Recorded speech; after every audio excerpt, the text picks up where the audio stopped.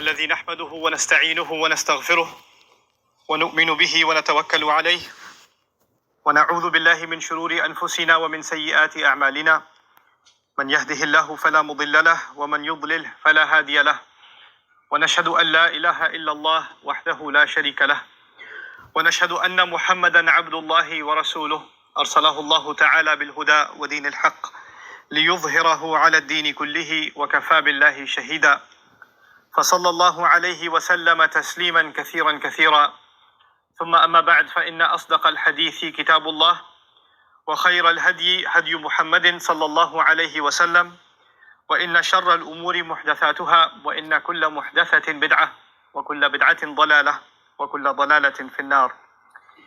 يقول الله عز وجل في كتابه الكريم بعد أن أقول أعوذ بالله من الشيطان الرجيم وإذ قال موسى لفتاه لا أبرح حتى أبلغ مجمع البحرين أو أمضي حقبة. رب اشرح لي صدري ويسر لي أمري واحلل عقدة من لساني يفقه قولي واللهم ثبتنا عند الموت بلا إله إلا الله اللهم اجعلنا من الذين آمنوا وعملوا الصالحات وتواصوا بالحق وتواصوا بالصبر آمين يا رب العالمين. My intention today is to share with you some highlights from a very unique story in the Quran. This is towards the end of Surah Al-Kahf, something we recite every Friday. And that's a sunnah way, the prophetic way of letting us know that there are lessons in the surah that are going to be relevant in our everyday life. And we need to review them and renew them, especially on the day of Friday. And this guidance is going to protect us from all kinds of difficulty. The story itself is very long, and if I went into too much detail, it would take longer than the allotted time for the khutbah, but there are things in particular that I'll try to highlight, and I recognize that there are those of you that are listening that may not be familiar with the story, so I'll give you some synopsis as we go. This is one of the events in the life of Musa alayhi salam. The chronology of it is not known, but it seems it's very much later on after his great missions have been accomplished. The challenge against the Pharaoh is done, the crossing of the water is done, the Israelites are they're in the desert now, etc. And it seems it's in that time frame that Allah Azza wa Jal calls him to task. He gives him a mission, essentially that he has to go learn something. The first thing I'd like to highlight is Musa alayhi salam's commitment to learning. He says, what I recited in the beginning of this khutbah, he said to his young student, you can say his intern, his fata, his young man, in other words, he took an assistant with him, and he says to him, لا أبرح حتى أبلغ مجمع البحرين أو أمضي حقبة. I'm going to continue and stay committed to this journey until I reach the place where two oceans meet. Even if it means I have to spend multiple lifetimes finding it. He's telling this to his student. And all of this, the purpose of this journey is he's going to learn from someone. So the first thing he's teaching his student is that more than anything else, he himself is a student. And he's teaching his student his own commitment as a student. It doesn't matter if it takes me multiple lifetimes to find this destination or not, because I don't know exactly where it is. I'm just heading in this direction and you're coming along with me. But don't ask me to quit, because I'm not going to. I am that committed to learning. This is Allah's way of also teaching us that the knowledge he's about to learn isn't something trivial. Of course, you know that Musa alayhi salam is the most mentioned prophet in the Quran. He's also the recipient of the largest revelation. The Torah is significantly much bigger in volume than the revelation of the Quran. And he's, by that definition, he's actually the most knowledgeable of all human beings until that time. He has more knowledge of revelation than anybody else that has been given. And yet, this man is now being told, alayhi salam, that he is going to go learn. And by the way, his followers, what are they called? They're called people of the book, meaning people of learning. The people who take his religion, and even though they've made changes to it, they're called ahbar, people of ink. In other words, this is the messenger, alayhi salam, who inspired so much learning and so much knowledge that came after him. His people became known as the people of knowledge and the people of information and the people of the book. In any case, he's going to learn something that requires an extra effort on his part. Even if it takes him lifetimes, there's something unique and valuable about these lessons that even the book of Allah at the time is not going to teach him. He has to learn this from somewhere else. Even the Torah doesn't have this answer. And Allah won't just give it to him. He won't just reveal it to him. Allah says in the Quran, وَكَلَّمَ اللَّهُ مُوسَى تَكْلِيمًا. Allah used to speak to Musa alayhi salam directly, in direct communication, and engage with him in a very rigorous communication. And yet, Allah says, no, this is not the kind of learning that even Allah will teach you directly. You're going to have to go on a journey. So it is a very unique circumstance. You don't just pass over this little bit of information. You have to appreciate what's going on here. The most knowledgeable person in the world at the time is now being told, you have to go learn a lesson from somewhere else. And so he goes on this, what seems like an endless journey. Who is this person that he's going to learn from? What are his credentials? I mean, if Musa alayhi salam is going to, the most mentioned prophet in the Quran, is going to become a student of someone, we must really learn his name and acknowledge him. So now when we get to that, Allah Azza wa Jal, all he says is, فَوَجَدَ عَبْدًا مِنْ عِبَادِنَا. They found us, one of our servants. Literally, the Quran describes this teacher of Musa alayhi salam as one of our servants. I know that in our narrations and some of the opinions, we find his name to be Khadir, or Khidr is pronounced differently. Quran deliberately does not mention his name.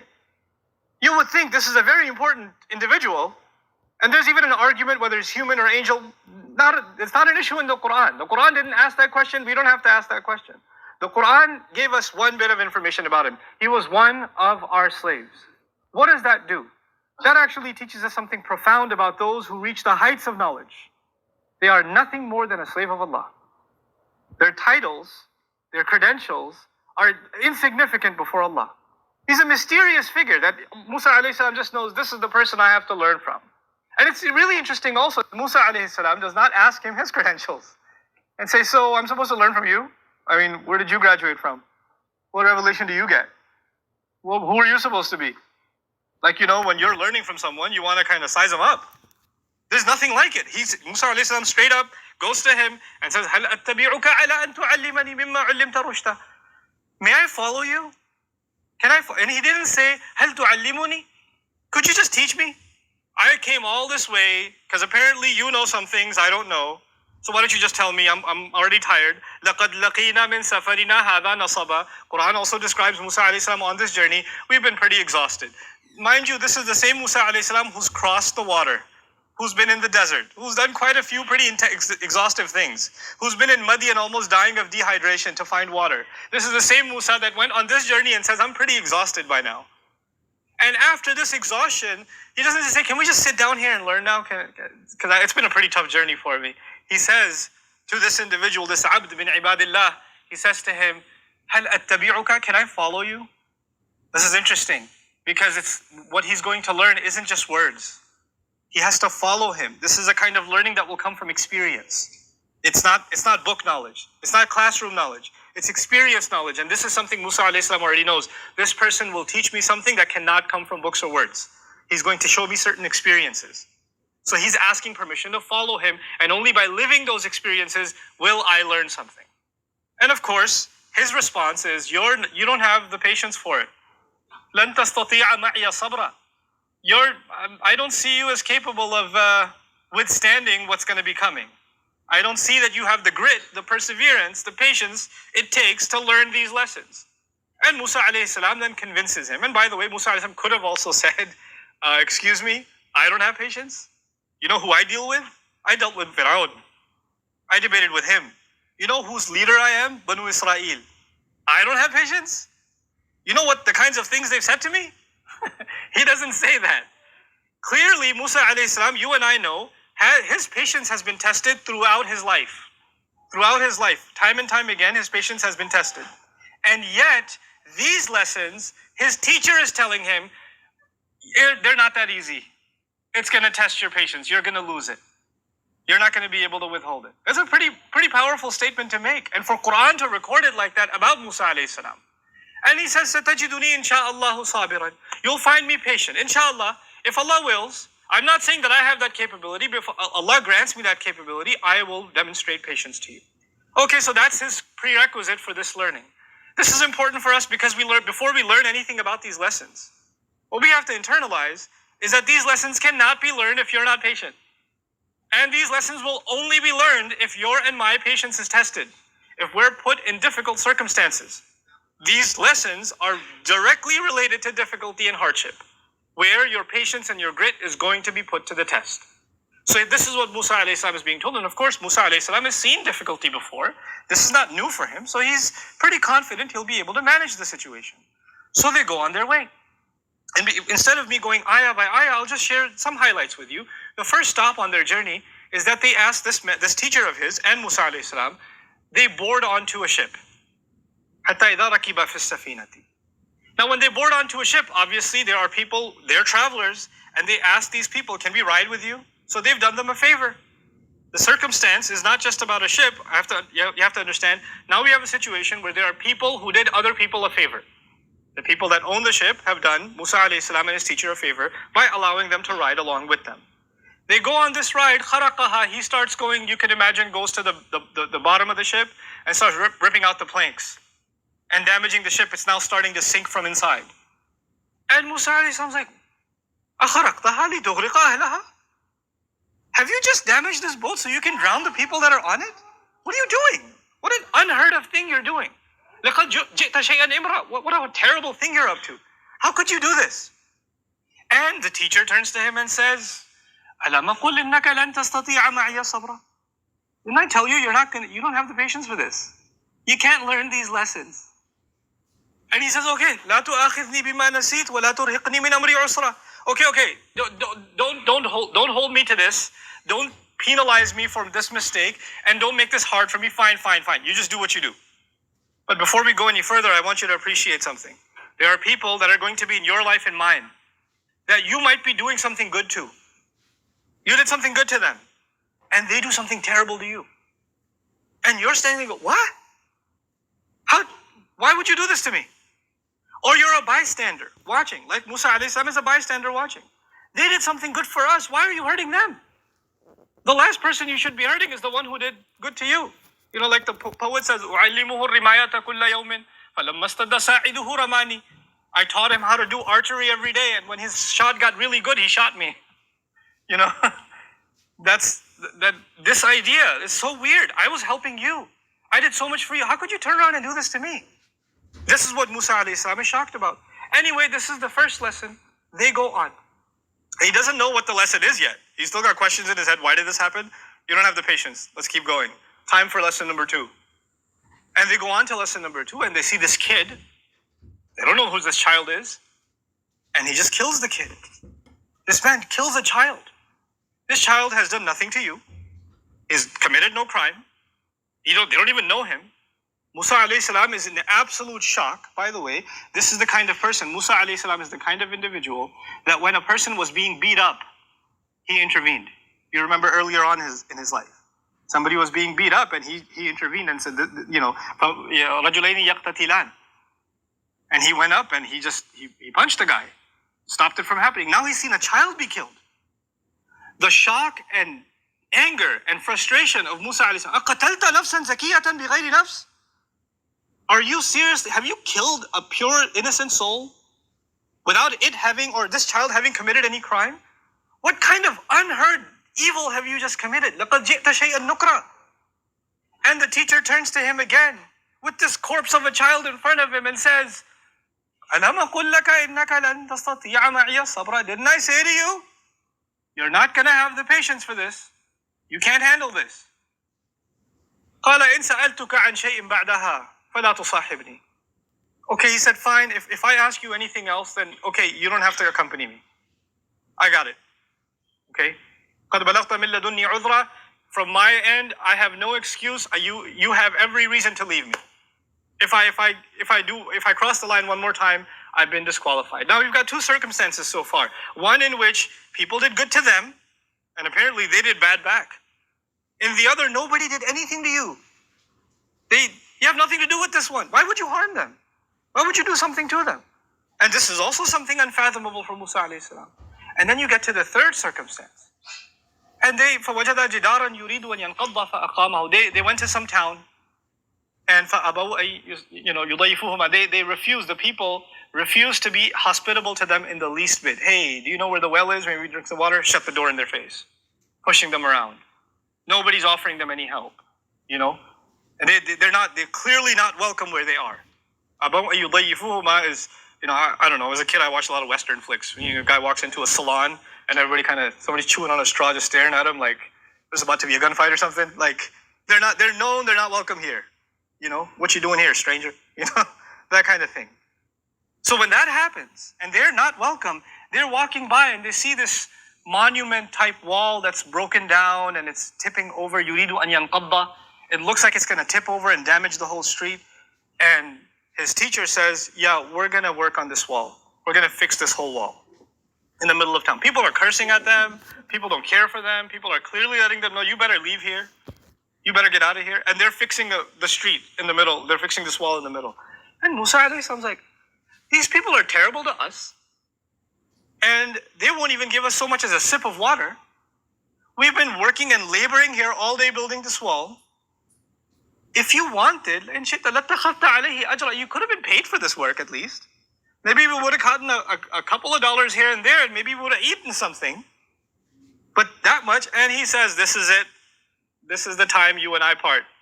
هَذَا فِرَاقُ بَيْنِي وَبَيْنِكَ. It's interesting, the story began where two oceans meet, and it's ending where they part.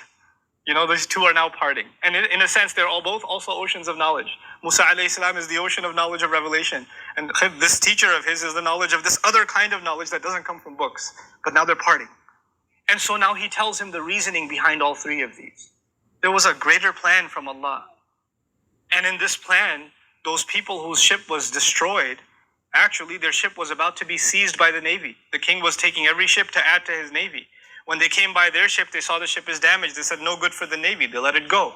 They're going to suffer damages. They're going to have to fix it up. But at least they still get to keep their livelihood. They can still earn a living. In the case of the child, only Allah could have known that down the road in the future, this child was going to be a criminal, tyrannical to his parents. And Allah gave that child an outlet to Jannah, and Allah allowed his parents also relief of great calamity that was coming their way. Nobody could have known that except Allah. In the case of this wall, Allah was looking out for two orphans in that town that was so mean to them, whose father left a great deal of money behind, and that money was buried under that wall. If that wall tipped over, people would have seen that treasure. They would have, the kind of people they are, we know what kind of people they are, those kids wouldn't have seen a penny of it. That would have been eaten up by somebody else. And Allah wanted that those kids grow up one day and are strong enough and to protect their assets, and then they dig up what is theirs. This was Allah's plan. But in all of this, none of this makes any logical sense. I mean, unless you know Allah's plan, you're not going to know the logic behind something terrible that happens. What I'm getting at is sometimes you're going to do good for people and you're not going to get compensated like that wall. Sometimes people are going to do terrible things to you. You haven't done anything to them. Sometimes you've done good for them and they only do horrible things to you or somebody else. You see these things around you. And when this happens, your patience is going to be tested. How can they get away with this? How can they do this to me? Why would they do this? I want to give you one more place in the Quran, which is also in a sense related to the people of Musa alayhi salam in Surah Al-Isra. Very interesting language. You know, the Israelites, when they were established and when they finally became an independent nation, eventually Allah Azza wa Jal actually in the history of the Jews, in the history of the Israelites, they were ransacked and invaded by foreign nations multiple times. And Allah mentions two major invasions in Surah Al-Isra. But the way He mentions it, understand that the Israelites, the Jewish community of the time, we consider them the Muslims of that time. You have to understand what that means. They were the Muslims of that time. That was the Ummah. And they lived in a town, and then non-Muslims came, non-believers came and invaded them. فَجَاسُوا خِلَالَ الدِّيَارِ.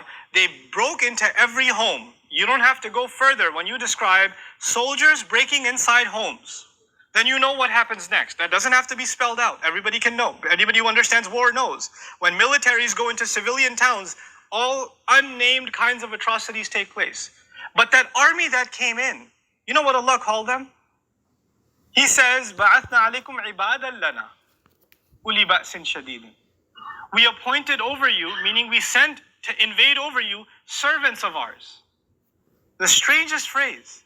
Those people were disbelievers, enemies of Allah, pagans, attacking Muslims. And what did Allah call them? His servants. Sometimes people that do terrible, terrible things, they don't even know that they're serving a larger plan from Allah. They don't even know it. They don't even know that even in their rebellion against Allah, they are actually at Allah's service. They don't even know. The believers might not understand why this is happening to them. They don't see the future script. They don't have that curtain lifted from Allah, like in the case of the teacher of Musa, who said, look, this is going to test your patience because you don't know what's behind the scenes. All you see is what's happening in front of you. You don't know what's going on, in the background. This is alimul ghaibi wa shahada. Allah knows the unseen and the seen. We only get to see what's in front. And when we see what's in front, we go crazy. We lose patience. We say, how can they do this? How did Allah let this happen? You know those parents who lost their child are not going to say, oh yeah, I guess he was going to get older and be a big pain. They're not going to say that. They're going to say, how did Allah let this happen? Why did my child have to die? And those same parents, if that child lived 20 years later, I wish you died when you were young. The kind of pain you've caused us. Those same parents will say those words. But Allah knew. They don't know. Wallahu ya'lamu wa antum la ta'lamun. Allah knows and you don't know. Allah has knowledge and you don't have knowledge. This is the kind of lesson that Musa alayhi salam could not just have been told. He had to experience it. Why? Because you can read about patience. You can learn about it. You can listen to a khutbah about it. But if you're experiencing something, you're experiencing a kind of situation where you cannot understand why this is happening to you. Why is this happening to me? And then still know, لا تحسبوه شرا لكم بل هو خير لكم. Don't think this is a bad thing for you. There's good in this for you. There's good in it for you. If you can internalize that, then you've learned one of the most important lessons in the Quran. One of those lessons that could not have been learned easily even by the likes of Musa alayhi salam. And if it's not easy for you and me to internalize that lesson right away, that's okay. It wasn't even easy for Musa alayhi salam. We're not being expected to turn into angels. We're not being expected to not be frustrated, to not be angry, to not lose patience. That's not the expectation from Allah. As a matter of fact, even someone of that status, of Musa alayhi salam, from ulul azmi min ar-rusul, if he can multiple times be told, look, you're losing your patience, told you're not going to be able to handle it, then who are we? We are going to go through those circumstances. But this story and this guidance is going to remind us that we have to take a step back sometimes and just look at Allah's plan and say, I submit to it. There is something good in it, in this life and in the next. And you know what? I'm going to accept that. And this is the lesson that Musa alayhi salam had to be given. We are not going to have someone like, Musa's teacher who will walk around with us. And when something bad happens, he'll be like, by the way, I know you're frustrated, but the real thing, you lost your job right now and you're really upset. But actually a much better job is coming and you would never have even applied for it if this didn't happen, and you're going to move to the town you always wanted to move to. But that's all planned out for you. But I just didn't want to tell you that. So right now I know you're pretty depressed because you don't have any savings, you don't have money to pay the rent and the electricity bill, and everything's falling apart. But just wanted to let you know there's something in the source code you didn't understand. That's not going to happen with us. That's not going to happen. That's only with that messenger and that lesson that he had to learn. And through that, we know that there's always a plan. Because of this story, we know there's always a plan. And the plan of Allah is always meant to be something good. You know that knowledge that this man had, or this individual had, I'd say, to be careful. How did Allah describe his knowledge? He says, آتَيْنَاهُ رَحْمَةً مِّنْ عِنْدِنَا وَعَلَّمْنَاهُ مِن لَدُنَّا عِلْمًا. He says about this individual, Allah gave him a mercy that comes especially from us. And then secondarily, he says, we gave him a knowledge that comes especially from us. In other words, that knowledge that he has, before it is even knowledge, it is a mercy. Before it's even knowledge, it is a mercy from Allah. That was important to mention because everything he did didn't look like mercy. It didn't look like mercy. Not from the naked eye, not from the eyes of the seen, but from the eyes of the unseen, there's mercy in that too. May Allah Azza wa Jal give us eyes of Iman and really a heart that can withstand difficulty, withstand hardship, whatever hardship you're going through in your life, whatever circumstances that are weighing down on you. And may Allah Azza wa Jal give you the faith to know there's something good behind this that is on the horizon. You just have to hold on to your faith. بارك الله لي ولكم في القرآن الحكيم ونفعني وإياكم بالآيات والذكر الحكيم. الحمد لله وكفى والصلاة والسلام على عباده الذين اصطفى خصوصا على أفضلهم وخاتم النبيين محمد الأمين وعلى آله وصحبه أجمعين.